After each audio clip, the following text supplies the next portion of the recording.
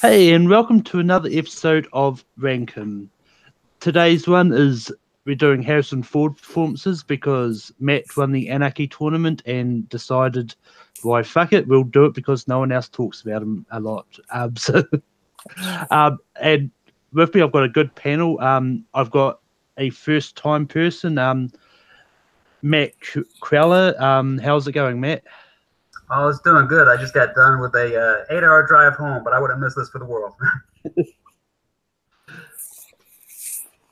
And also, I wouldn't let him pick the thing if I wasn't going to have him on the show. I've got also Matt Kearns. Matt, how's it going?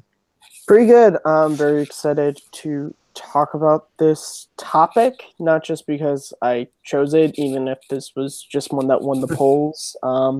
Yeah, as you guys can tell, I'm wearing my Empire Strikes Back Han jacket, so just ready to go. And basically how the show works, we go on a roundtable discussion. We each nominate a specific performance from Harrison Ford. But I mean, in some cases, if it's a series, then if you want to highlight a specific movie in that series, you can. But it's the character that we're looking at, not the actual movie itself. So yeah. Okay. Yeah. That's a little different than how I looked at it, but I mean, as I said, it's with performances, everyone looks at them differently. So, but to kick us off, I'm going to start off with Matt Crowler. Matt, what's your first pick? Just call me Kearns for the. Probably make this a little bit less confusing. My first pick, I'm going to go with one of his, not quite one of his more well-known characters. I'm going to go with Ali Fox in The Mosquito Coast. Now, this is one of the films that he did in the 80s, the second collaboration with Peter Weir. I think this is probably one of the roles that he actually challenged himself the most on. Because, I mean, this is a character that doesn't really play to his usual strengths. It's a very unsympathetic character who's just, so set in his ways and obsessed with his ideals that he's just kind of just dragging his family and everyone around him down into hell with him. And I'm afraid that this one just wasn't really received very well by audiences and critics when it first came out. And that's kind of what made Ford kind of maybe not take as many risks like this going forward. But I think this is definitely one of his best performances that needs to be on this list. This is one I haven't actually seen myself, so there's probably quite a few of them I haven't seen myself. Kurds, have you seen it? And of course I have. Jesus, there is a very short list of his films that I've not seen. This, thankfully, is one that I have. I agree. It's a great performance. I don't think. I do disagree. I don't think that he didn't challenge himself. I think it was just a thing where. Because I think he did take roles that were a little different from Han Solo and Indiana Jones. This one was a really big departure, but I think it's also just like the thing that happens with love actors is they just find their niche, and it's all about working in it. But the thing I love about Harrison Ford is he still does take these roles and roles like other movies that I might bring up. But yeah, this I think that it's a great choice. I would say yes to this. Yeah. And with that, it makes the list.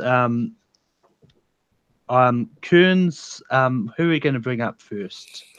So the first Harrison Ford performance I'm bringing up is 1985's Witness, the character of John Book. This is one of my favorites. This is top 3 for me when I was making my list. This is also the only time Harrison Ford was ever nominated for an Oscar. Personally, I think it was kind of bullshit he lost. I've gotten in numerous altercations, is not the thing, but numerous heated discussions because he lost to Daniel Day-Lewis from My Left Foot. And I think Harrison Ford did a lot better, and there was a whole thing. But this role is... If you've never seen Witness, I really don't want to spoil it because the great thing about this movie is the fact that there are a lot of reveals and things. But to sum it up, it starts off as a very stereotypical Harrison Ford role, but as the film continues, there's just so many layers he reveals of this character. And the way Ford plays it, there's so much there's a great heart to it, but there's also a great heroic side to him as well that is able to shine. And I mean, like, the fact that this is the only time he's ever nominated for an Oscar also has to, shoot it up on a top 12 list. So John Book Witness is my first choice.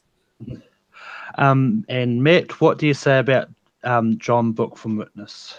Oh, for sure. This was probably going to be the next one that I was going to actually nominate. This is one that he has such great chemistry with Kelly McGinnis in this, and it just kind of really shows him kind of interacting with the Amish community and learning from them while they're learning from him and all that stuff. Yeah, this is definitely a great performance, and like I said, it would have been the next one my pick. So totally. And this is another one I haven't got. When it comes to Harrison Ford, I've got a huge gap. But I didn't realize it until I actually started preparing my own list. Malcolm's list is just ranking the Star Wars and Indiana Jones films with Blade Runner 2049 tossed in there. No offense. There's actually a few other, but the first one I'm going to throw out is one of the most obvious ones, and it's Han Solo. He's one of my favorite characters from the Star Wars series, and he's definitely up there. I mean, for me, like the favorite movie that I like his performance of Han Solo in the series is probably Return of the Jedi. Yeah, but it's one of those ones like he's got so many memorable quotes, like especially as just I know to whenever player says I love you, is like and just all the things, and I wish they found a way to make it de-age him for the Solo movie that he might have brought. You and me both, brother. Yeah. Oh. But anyway, Matt, what do you say about Han Solo? Okay. Of course, got to have Han Solo. But I mean, there was, I think, 2.5 movies I definitely would have voted yes for if they came up individually. But I guess we're just going to do Han Solo as a whole thing. So, I mean, without a doubt, yes. Okay. And what do you... Here's the thing. Of course I'm saying yes. I'm dressed up as the character, for God's sake. But since this is the only time we might really get to talk about this in length, Malcolm, I really do enjoy Harrison Ford in Jedi. I think his best moment is on the bridge after Leia and Luke have had that conversation, and he's trying to talk to her, and she's very shut off. When Harrison Ford, again, great moment where he's just like, oh, would you tell Luke? Is that who you would tell? However, one of my big issues with Jedi, which you guys can hear when part 2 of Rhyme and Reason Star Wars discussion drops next Saturday, just a plug for you, is really just that Han Solo is kind of useless in that movie, mostly because he was originally supposed to die. So if I was nominating, I would go Empire. I think that is Han Solo's shining moment. He is in a lot of ways the main character of that movie. When you really step back and look at it, it is kind of like, because Luke is often Dagobah, whereas the main story kind of really does, for most of it, end up, it's all the decisions that him and Leia make that lead to the third act being Bespin.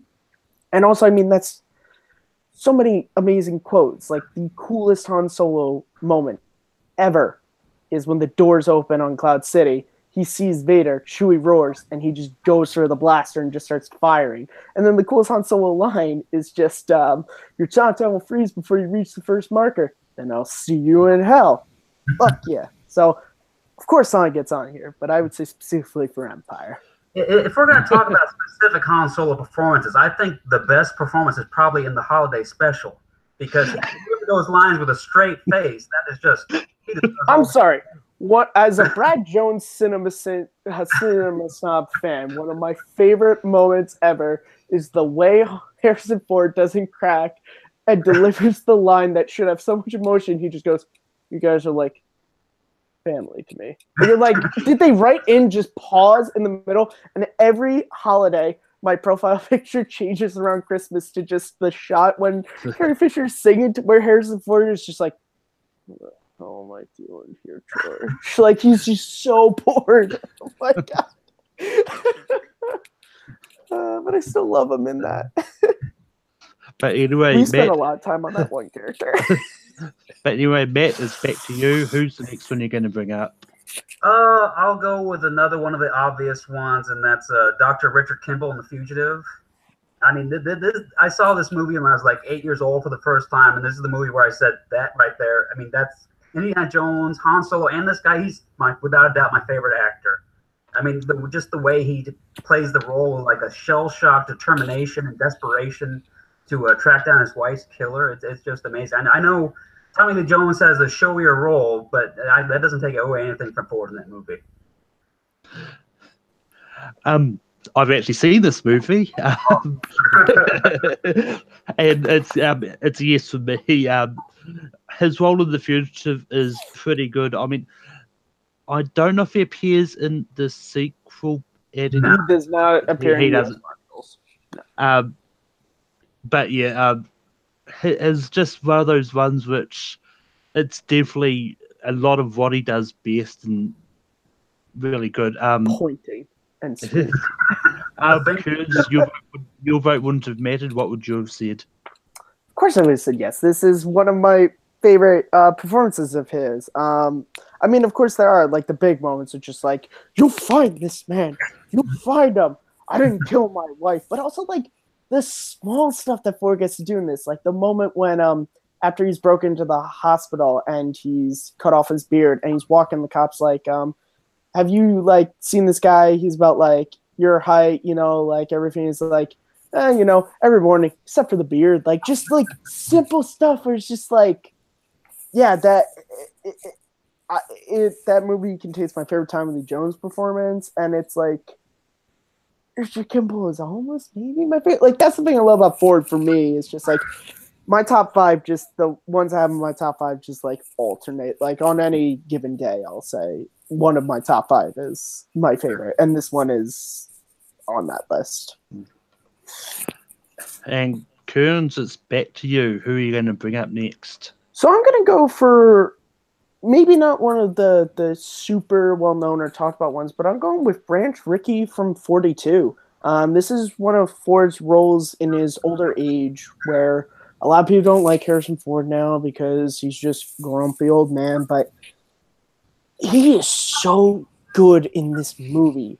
And the scene I go to is when the one-ball player is being super racist and he fires him. And he says there is no place on my team for that. Again, say what you will about Harrison Ford and he's old man and bored, but I think 42 and another movie that we might talk about show that if you give Ford the right script, the right direction, he can still be a really good actor. And Branch Rickey is one of my favorites of his. That's the Jackie Robinson one with Shazak. Jackie Robinson. Yep. Oh, I actually have seen that movie. I thought I hadn't. But anyway, Matt, what do you say about his role in 42? I mean, this is one that's not necessarily on my list originally, but now that we're counting Han Solo as one, and I'm sure another person we're just going to count as one too, that opens up a couple spots. I mean, this does kind of play to his latter-day strengths of just being a cranky old man. So, I mean, I think that the role was kind of fit perfectly for him. So, I'll go ahead and vote yes for it. Yeah, I would have said yes to this as well. It's just one, like, I'm not a big fan of sports movies, but I watched this one because Black Panther was in it. And it just really surprised me with how good it actually was. Mm-hmm. But yeah, it makes the list. And we have 5 on the list so far. Okay, which I guess I understand because you might not remember all the movies, but it's just like a little different for me because I was like, okay, I'm trying to follow along because like that affects my that affects my when we start to get to the end. That starts to affect the choices I bring up. I was planning on getting about 2 from each of those groups of movies, but yeah, no, only because that was one of the things I told Michael was like, can we not have this list just be Star Wars and the other one? Yeah, it's why I specifically chose to do the whole series theme Yeah. because it's one of those ones I was afraid we were going to have like multiples from at least 3 different franchises. Oh my god, Malcolm! It's Branch Rickey just rolling 42. What? Anyway, but yeah, anyways, back to me. I'm not going to throw out another obvious one just yet because I want to try and throw out a different one. But I'm going to throw out his role from Anchorman 2, Mac Tannen. This is one of his many comedic roles that he's done. He hasn't done a lot, but this one it surprised me when I heard he was going to be cast as like. And this was before I ever knew Morning Glory was a thing.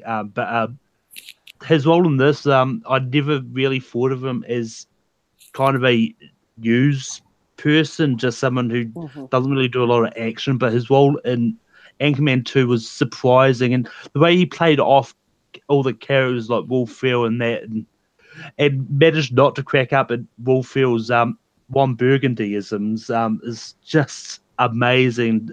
His role in the big fight scene at the end, which they always have to have, is like just amazing. Kearns, what do you say about Mac Tannen?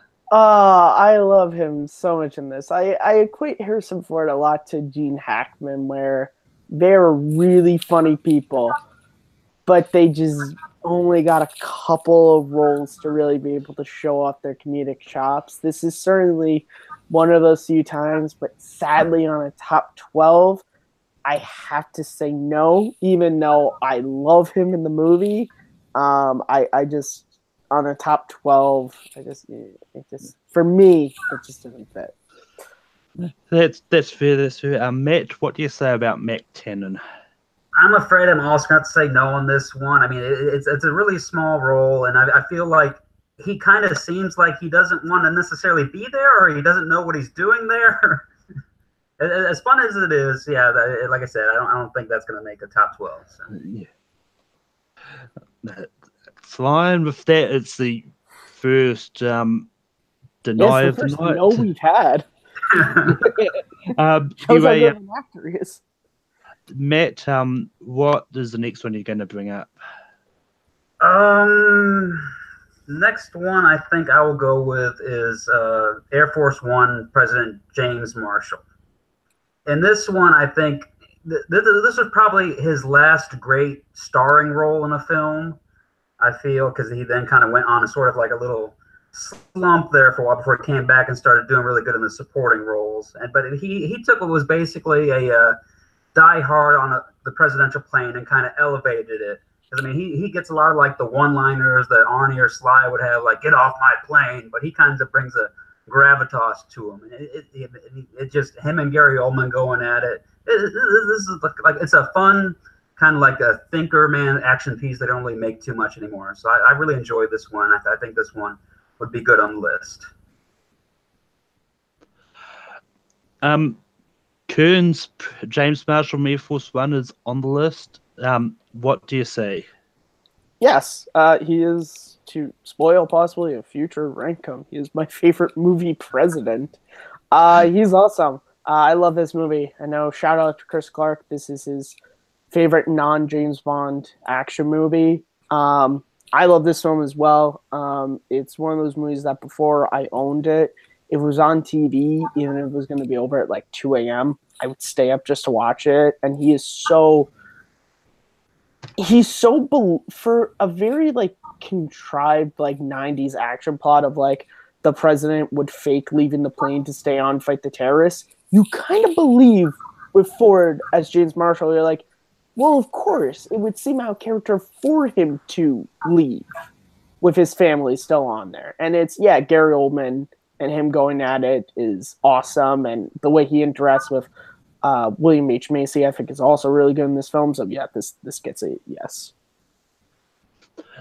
It would have been a yes for me, too. I mean, I haven't seen this movie fully, but I've seen enough of him in this movie to sort of get a feel of his performance in it. And it's one of those ones which I really enjoy, and one of these days I'll watch the full movie as well. So, and with that, we go back to Kearns for his next pick. Okay, let's see. Okay, I'll nominate Blade Runner Rick Deckard for my next pick. Take your pick of whichever film. I think he's great in both the original and in 2049. The character, I love the fact that he so easily could have been Han Solo light, but he's not. He's a different character. And even the way like Ford plays it, like even Ridley Scott talks about how they came to set and Harrison Ford had like got a crew cut because he didn't want to have like Indiana Jones hair. He wanted this character to be different, and you really do see that he's a much harder edged character, which carries over perfectly into 2049, where he's even gotten worse given the events that happen between the films. He's just a fascinating character that I would hope I want to see a 2050, like, because I want more from this character because Ford is so good in the role. But yeah, Rick Deckard is my next choice. I'm going to go to Matt next. Matt, what do you say about Rick Deckard? I mean, I don't love these films, but it's you got to give it up to him for the performances are great. And the original one, with that he was at his top prime, where he could have pretty much done anything. But I think he chose this one to kind of try to distance himself a little bit from like the blockbusters, like the Star Wars and the indie, something kind of stretch himself a little bit more. And I've really loved like the noir feel of that one. I mean, the different cuts, or even, I mean, sometimes I like the original cut. Sometimes I prefer the director's cut. Depends on the mood, because sometimes just seeing him walk around the trench coat with the voiceover is a really cool feeling. And then 2049, I mean, that's also, I mean, that's one of the best performances he's done in recent years. You can really feel like he was really connected to the material again. He really wanted to give this one his all again. I mean, it kind of sucks that he was kind of put away for a lot of the movie, but I mean, it was really cool to see him come back to play it again. And you could kind of see his eyes light up again a little bit when he got to sink his teeth into this role again. So yeah, it's definitely a yes for me. And with that, Rick Deckard makes the list. Now, this is where my hot take comes in. I really don't like Blade Runner.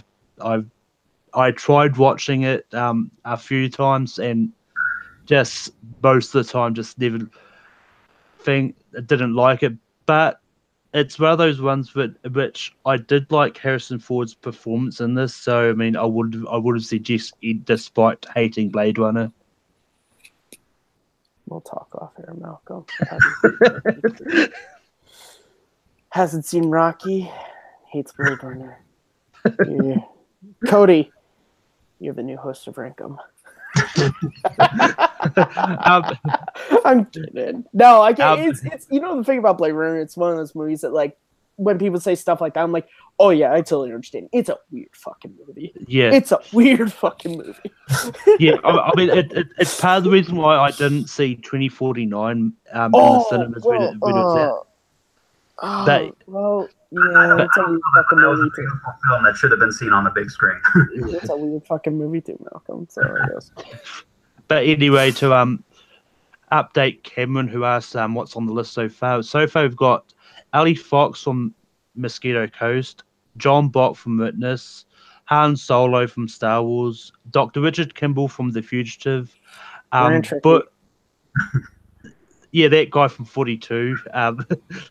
James Marshall from Air Force One, and Rick Deckard from Blade Runner. Anyway, we're going to throw it over to Matt for his next pick. Oh wait, it's me. No, it's you now. Yeah, it's you because Matt did James Marshall, then I did Rick Deckard, so it's back to you, Malcolm. Yeah.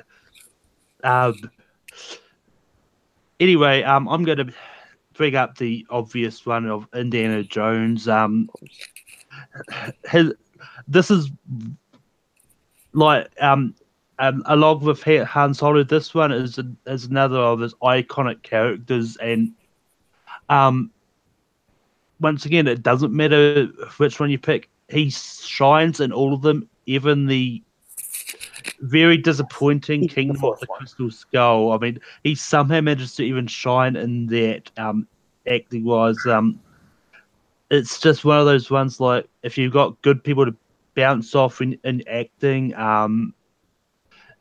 anything can happen and the connection comes out. But anyway, Matt, what do you say about Indiana Jones? It is, if you have followed Take 3 for any amount of time, it is clear that I am for as much as I love Han, I am far more of an Indy fellow than Han, and I am so glad you brought it up. Even in the fourth one of my favorite Harrison Ford funny moments from Indiana Jones is literally when he finds out Mutt's his son, and he's just like, "You're going back to school," and it's like the way he delivers that, I just crack up every time I watch that movie. He's amazing. Take your pick of any of the four. If you're going for the original three, I won't sit here and run this podcast, but he has amazing moments in all of them. This is, as of right now on my list, it's number one for my favorite performance of his because he's awesome in these movies. Yeah. And anyway, Matt, what do you want to say about Indiana Jones? I mean, of course. I mean, there's no way you could do a top three performances of Harrison Ford without having Indy on it. I mean, if we were doing the individual movies, I probably would have thrown out Last Crusade a while ago because I think that's probably the best performance of the bunch. Just to play with him and Sean Connery as his father, and I feel he's got some real character development in that one too towards the end of it. But I mean, this was. I idolized Indiana Jones growing up. I'm sure my mom's got pictures of me with a little hat and like a little robe belt as a whip running around. So I mean, without a doubt, no question, he makes the list. Now it's back to you, Matt. What's the next one you're going to bring up? I'm gonna go to the one that might not make the list. I'm gonna go with What Lies Beneath as Norman Spencer. This was a film he did. Robert Zemeckis did it. He starred with Michelle Pfeiffer. It's kind of a suspenseful thriller sort of movie, and I don't know if everyone here's seen it or a lot of the people watching have seen it, so I don't really necessarily want to spoil the ending. But this is definitely a side of Harrison Ford that you don't often get to see. I wish that he would kind of would have taken it further in other roles and kind of gone a little bit further to where he went in this one. But it was cool to see him kind of go as far as he went in this one. And I think that it could get a spot on the list. Kearns, what do you say about his role in What Lies Beneath? Over the beginning, I said there's a very short list of films I have not seen of his. Sadly, What Lies Beneath is one of the ones I have not seen yet, so I can't judge it. Sadly.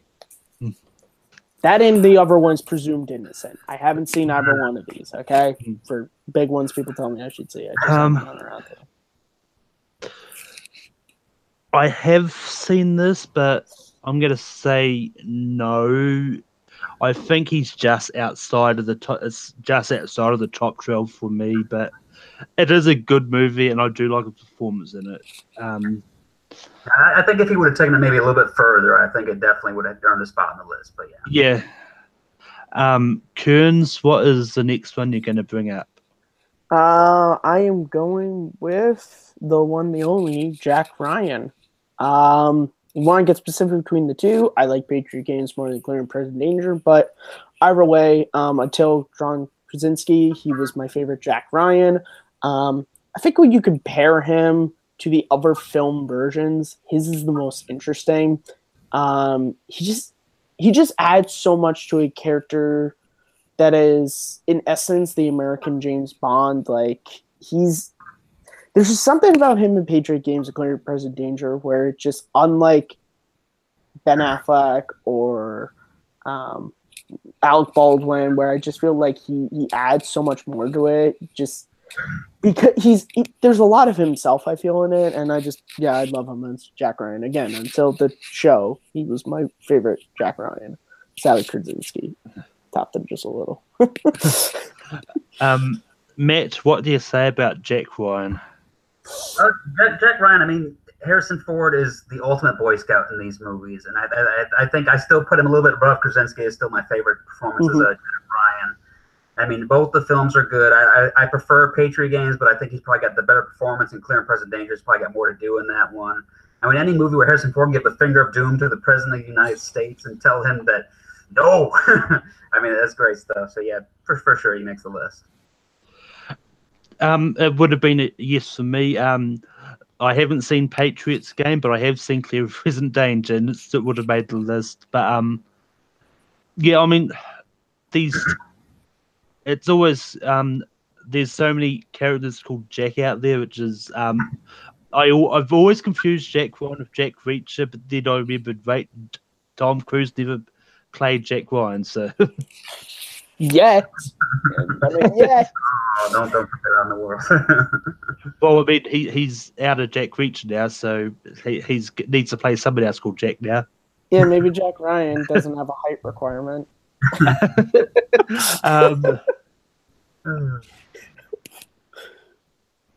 What assholes! I'm sorry, I know it's not the show.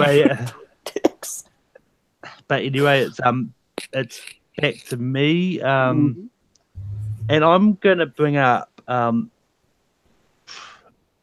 Mike Pomeroy from Morning Glory. This is, and I referenced it earlier. This is another one of my sort of favorite roles of his. And it's one that's not so much an action one. He plays an aging news reporter who can't handle get a female co-host and can't deal with the changes of the news. Like, he's used to doing it a certain way. Then all this new technology, I might be misremembering the movie myself, but Mike Pomeroy from Morning Glory is on list table. Kearns, what do you say about that? I'm going to be completely honest. As a huge Harrison Ford fan, I did not know this was a movie. However, after reading the description, I check it out as quickly as I can. Probably watch it before I watch Lord of the Rings again. That's a joke for Sandy and Kristen and Rob and anyone else I know who loves Lord of the Rings. So sadly, I have to vote no, just based on the fact that I don't know anything about him. But good on you for bringing up a Harrison Ford film I don't know. And Matt, what do you say about Mike from Morning Glory? I knew about this movie, but I also have not seen this movie, so I can't vote yes for it. And with that, sadly, it doesn't make the list. Or does it? Well, I'm not going to. Oh my god, you were really debating it. Like, should I save it? Nah, do it. But Matt, it's back to you. What's the next one you're going to bring up? Let's see. Most of the obvious ones are kind of already off the table now, so I'm going to go with one of his more recent ones, Age of Adeline. Not necessarily a great film, but I feel that he really enjoyed the material that he was working with here, and in the limited screen time that he had, he really brought some depth and weight to a man who was kind of coming to terms with his past and what life he could have had things been different. And I really think that this is one of the later films where he was actually trying a little bit, and it's more of a dramatic role, not like an action sort of thing. So I think he enjoyed this, and I really think he was trying. So I think this was a good one that could make the list as we're getting towards the bottom of it. Kearns, what do you say about his role in Age of Adeline? I watched this movie because he was in it, and I was like, Harrison, not even you could make me want to watch this film again. Age of Adeline. More like I lost some age because of Adeline. Am I right? I'll be here all week, folks. Screw, I have no life. Yeah, no, this is not one of my favorites. To me, it's so weird to that movie. I saw once, and I was like, "The hell was that?" People got paid to make this. Yeah, sadly it's not one of my favorites of his. Not that I think he phones it in. I think he does good work with the material, but the thing with older Ford is like if you really don't give him a super strong script like Ender's Game, which hopefully doesn't get brought up, like he just doesn't latch on to anything. That's just my opinion. If you love it, more power to you, sir. More power to you. Don't let an asshole on a computer screen tell you you're wrong. Well, that just spoiled my next pick. just, no, just I got kidding. my answer, man. But anyway, I'm going to say yes to Agent Adeline. This is, I mean, it wasn't one of his stronger performances, but I enjoyed it enough for me to say or get the list. But whether or not it's going to be high on the list is really not. No, I mean there, but I mean it's rather. It's probably not going to get high, but it deserves to be on the list anyway. Kearns, it's back to you. Let me see. I just gotta see. We got 1, 2, 3, 4. I think that's 10. 7, 8. It's 9, 10, yeah. 2 more. Okay. Because this is just trying to figure out which ones to bring up. So I'm just gonna do this one. It's probably gonna go vote down because I'm like the only human being in the world who likes this movie. I'm going with Dr. Stonehill from Extraordinary Measures. I really enjoy him in this film. I think he works really well off of Brendan Fraser, who is no secret I'm a big fanboy of since I was a kid. He's great in this. He does play kind of cranky old man doctor, but that's the character that he's supposed to be. I feel like as the film goes on, he opens up more to Brendan Fraser and his family. You get to see the heart that Harrison Ford had, which he doesn't always get to show a lot because he's mostly playing super awesome action guy. And I think in this film he gets to show that, and the scenes he has with the kids, I think are really good. So yeah, Dr. Stonehill from Extraordinary Measures. I haven't seen Extraordinary Measures, so Matt, it's on you. Does Dr. Stonehill make the list? I have seen it, but honestly, I do not remember a single thing from it. I think this was what I've kind of, I don't want to say it, but a forgettable movie, and I don't think even a decent Harrison Ford performance could save it.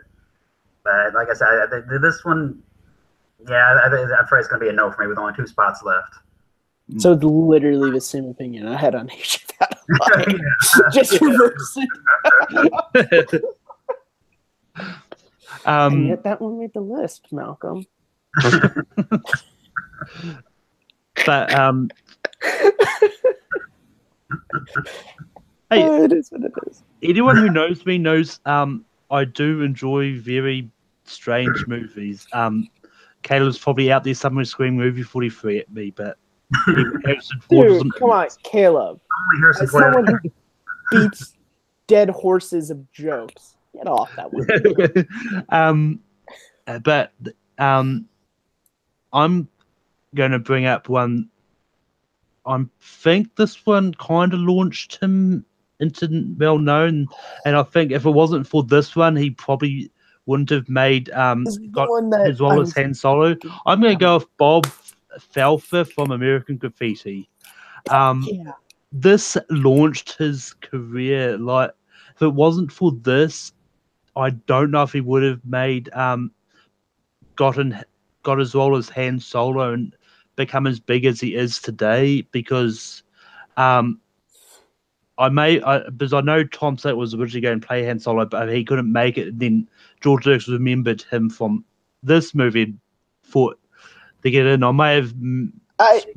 You're thinking of Indiana Jones. Tom Selleck was originally cast as Indiana Jones, but then he was attached to Maverick PI. That show got picked up, and so he wasn't able to. So Spielberg recommended Ford again, and they went with him. There was the story of. Oh, I'm sorry. But yeah, But yeah, I mean, I knew obviously that, but we've got fact checker Kearns on the case, so so I'm gonna go over to Kearns. Does Bob Felfer make the list? This was actually when I was deciding between talking about Dr. Stonehill or Bob. So that was the other one. I love him in this movie. Technically, if you want to say what launched Harrison Ford's career was after being a carpenter, but I could get far more into that and that relation to George Lucas and everything. But he's great in this movie, and he gets to play something young Harrison Ford didn't get to do a lot, which was he's a really good at playing a young dick. And that's what he is in this movie. Like, his introduction scene is just like, oh, that must be your mama's car. Like, he's just trashing this one character, and he's great at it. And that's like the whole, it's young Dickie Ford, and I love young Dickie Ford. So yeah, I say it might be very low down the list, but I love him in this movie, so I'll say yes. And with that, Bob Felfer has made the list. Matt, what would you have said?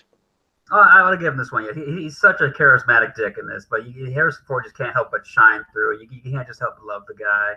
And he almost didn't get the Han Solo movie because he was in this, because George Lucas didn't want to use a lot of the same actors all over again. But thankfully, he reconsidered that one. But yeah, this definitely makes the list. Yeah. That was what I was trying to think of before. I knew there was something. Yeah. Lucas wanted only new faces for Star Wars, and since he was in American Graffiti, and then he was actually building a door for him, and then he was like, Harrison, can you come and read lines? And he was like, sure. And then he was the best one at reading Han Solo, and they were like, fuck, we have to go with him. Which is why when Steve suggested, he was like, I don't want every film I do to be Harrison Ford. And literally almost every film he did had Harrison Ford in it. But Matt, what is the next one you're going to bring up? Oh, we're fighting for the last spot. Is it the right? second? Wrong with that? I think that we got 11. So this is the last one. Yeah, we've got 11. Yeah, can you fill our last spot? I don't know if I can. This probably isn't one of his bigger ones, but this is kind of one where he kind of tried to go outside of his normal thing and play something a little bit different. I'm going to go with regarding Henry Turner. This is a role where he kind of got to play multiple parts. He kind of got to play like a dick at the beginning who has an unfortunate accident, and then he kind of is rehabilitated himself, and he kind of goes back to like almost like a childlike innocence where they have to kind of rehabilitate him back to the adult, and he kind of gets to see the problems with his life and how it's affecting his loved ones and that sort of thing. But he gives a really good performance. The movie is not super great, but he gives a great performance in it. So I think this one could deserve a spot on the list. Kearns, what do you say about Henry from Regarding Henry? I love Harrison Ford in this movie. I think he's great at playing the dick at the beginning, but then I also think he's very believable in Henry when he's recovering, and his mind just isn't in there. Like the whole Rick scene, I think he's great with that stuff, and Harrison Ford didn't really get to play a lot of this stuff. And yeah, again, this might be lower down, maybe we'll see, but I think on a top 12 list for Harrison Ford, I think this definitely deserves a spot. And I haven't seen it, but it doesn't really matter, but it makes the list anyway. And with that, that fills up our top 12.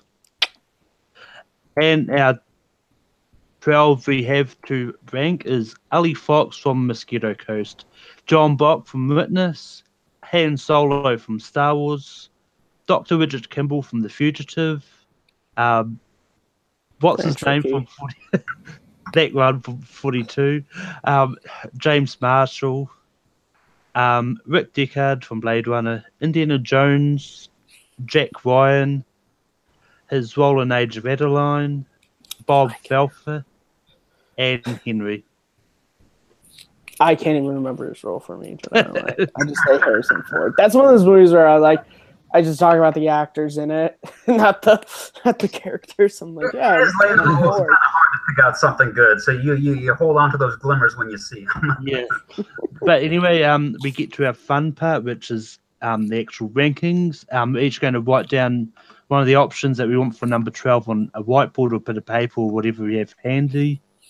And yeah.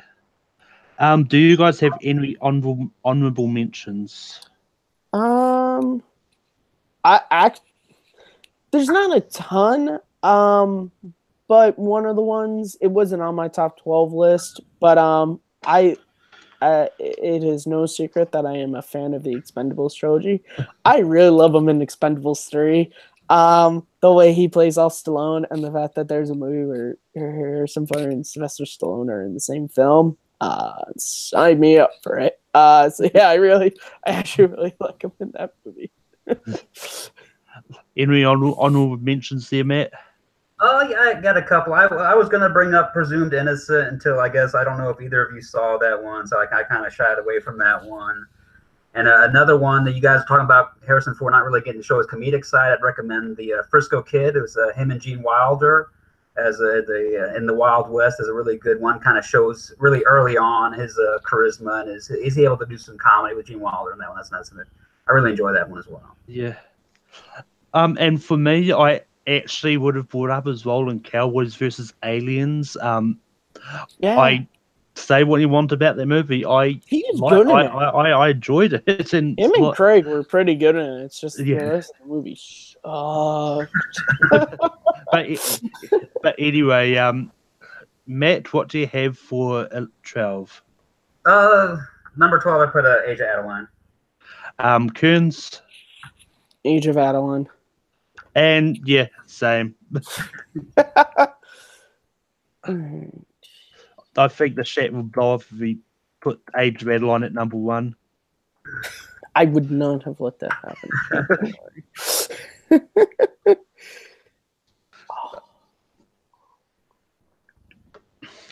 This is actually really hard. You have a really good list. Yeah. This is like actually very hard.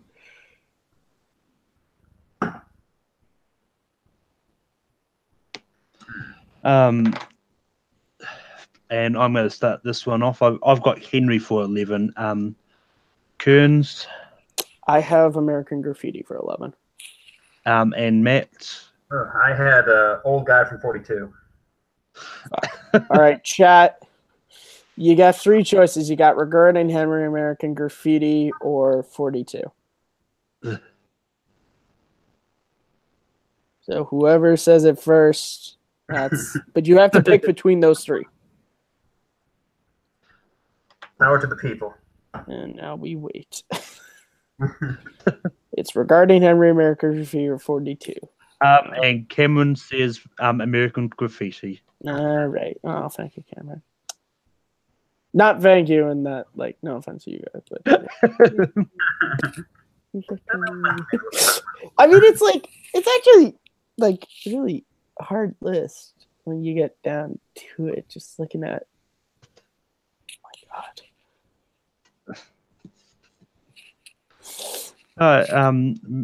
Matt, what do you have for 10? I kept the 42 old not racist guy, question mark. It's pretty tricky. I'm not the only one who remembers this. Kurds, what do you have for 10? I have, for you, Malcolm, I have Regarding Henry at number 10.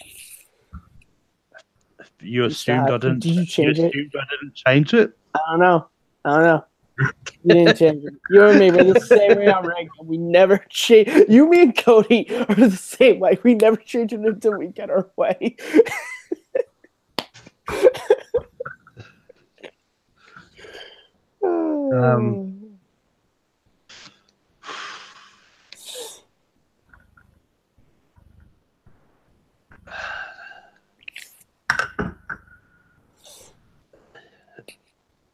This next one's going to be interesting. Malcolm's like, I'm solo at number 9.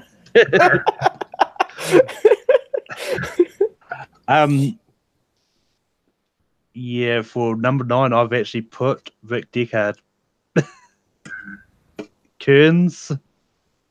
I have Brent Tricky from 42. And Matt. I had a 42 Black Panther sidekick. And with that, he does come on the list. And I'm just going to do that. Nice spite for me.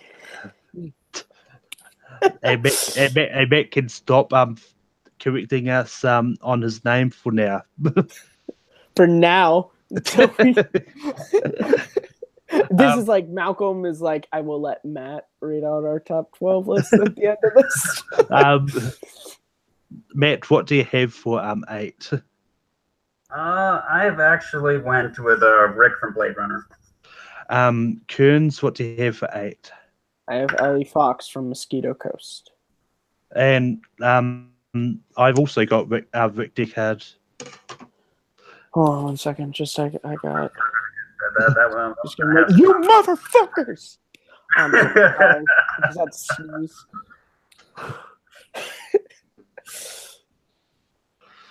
Yeah, we're gonna catch some of that.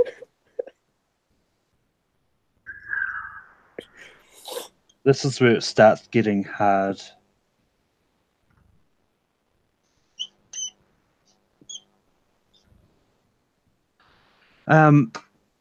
For 7, I've got Jack Ryan.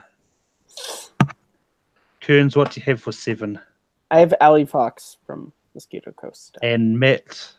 I also have Ellie Fox from Mosquito Coast.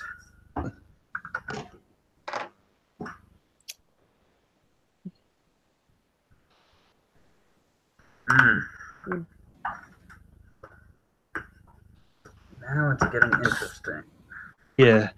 Just to recap who we've got left, we've got John Bock from Witness, Han Solo from Star Wars, Dr. Richard Kimball from The Fugitive, James Marshall from Air Force One, Indiana Jones, and Jack Ryan. And Matt, who do you have at 6? I have President James Marshall, Air Force One. Kearns, who do you have at 6? I have Jack Ryan. And I also have Jack Ryan.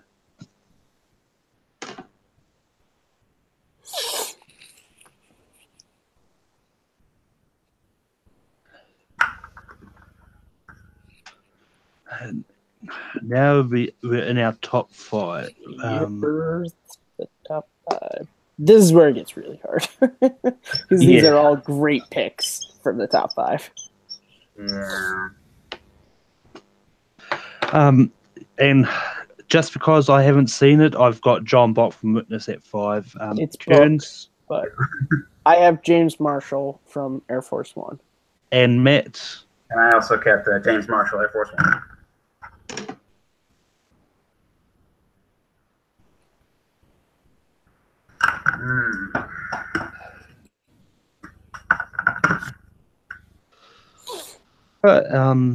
Matt, who do you have for number 4? I have John Book from Witness. And Kearns. I have Han Solo from Star Wars. Ooh. I also have John Book from Witness. That was gonna be my number 1, but it's okay. It's all good. Since when has people's number 1 ever been number 1 on the combined list? Never, literally, almost never. Although I got Daredevil to number 3. That's still my greatest achievement on this show. It's my favorite thing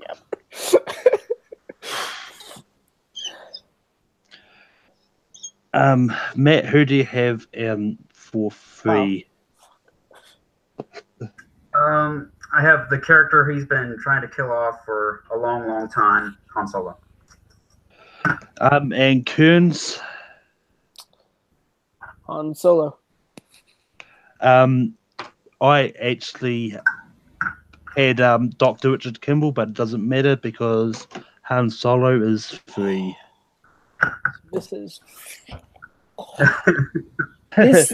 picking between these two is so freaking hard because I had John Book. I was like, okay, John Book's gonna be my number one, and then and now instead of voting, and now I'm like, oh god, it's picking between children. And instead of voting for our number 2, we vote for our number 1.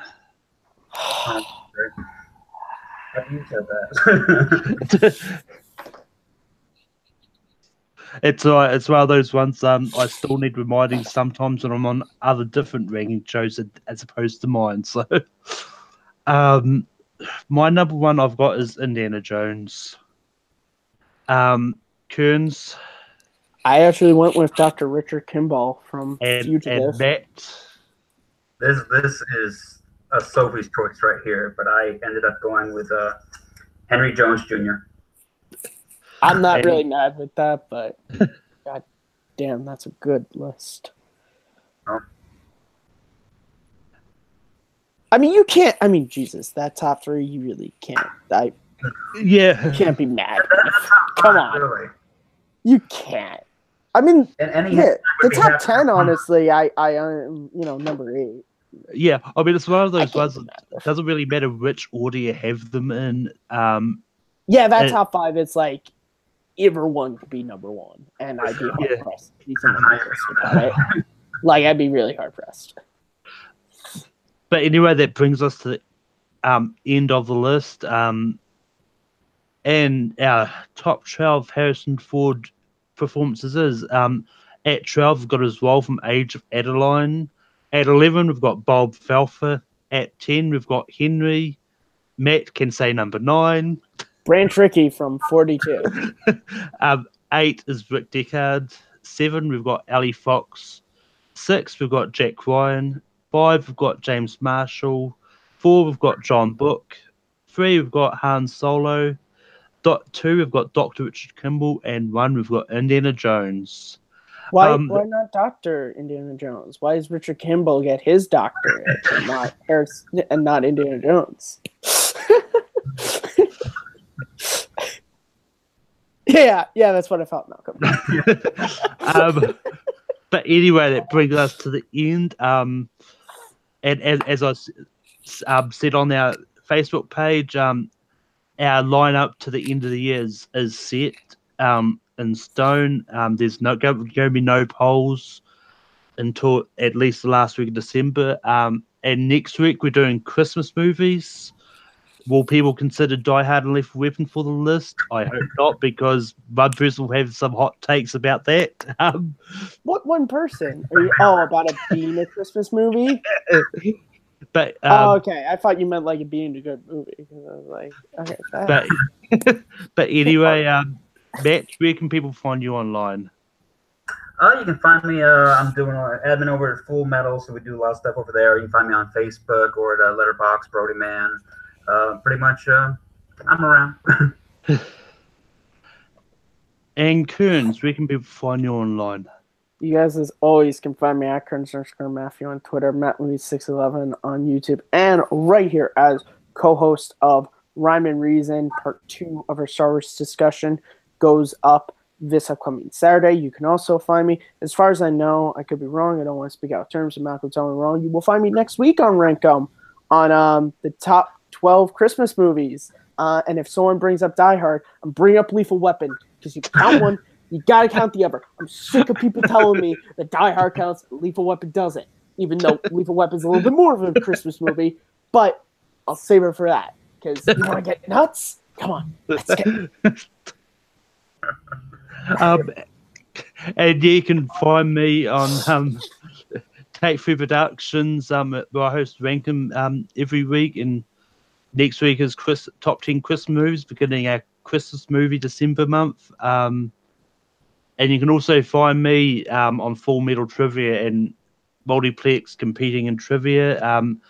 And next year, Team Timeless with me and Kearns is going to dominate the team leagues. And you're looking at your team champs right here, guys. Just get a good look before we make our rise. Just I want everyone when we're holding the belts to be like, I remember Malcolm and Kearns before they even competed. Like, just take a look. This is what champions look like. I want to just, if I could just say something real quick before we end, Malcolm. I want to thank you. I know to get this, I had to win the Anarchy tournament, which, by the way, again, I say, oh, you mother effers. I'm somebody who laughed at me. Look who's here. Ha! But this was a lot of fun. Thank you for letting me. You didn't have to do this. You didn't have to create this contest. So thank you for letting me choose this topic, because Harrison Ford, if I didn't get to say it up top, is my favorite actor. So the chance to be able to talk about a lot of roles that people don't recognize him for, because he is a great actor. I'm glad I was able to talk about it. So thank you. Yeah.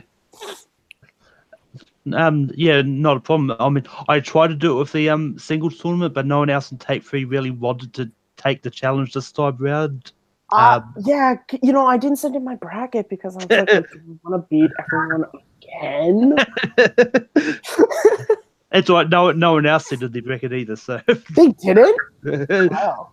No. What a bunch of assholes. But yeah, and you can also find me on Twitter, Letterboxd, and Instagram at Malcor. And until next week, I'll see you next week when we rank 'em.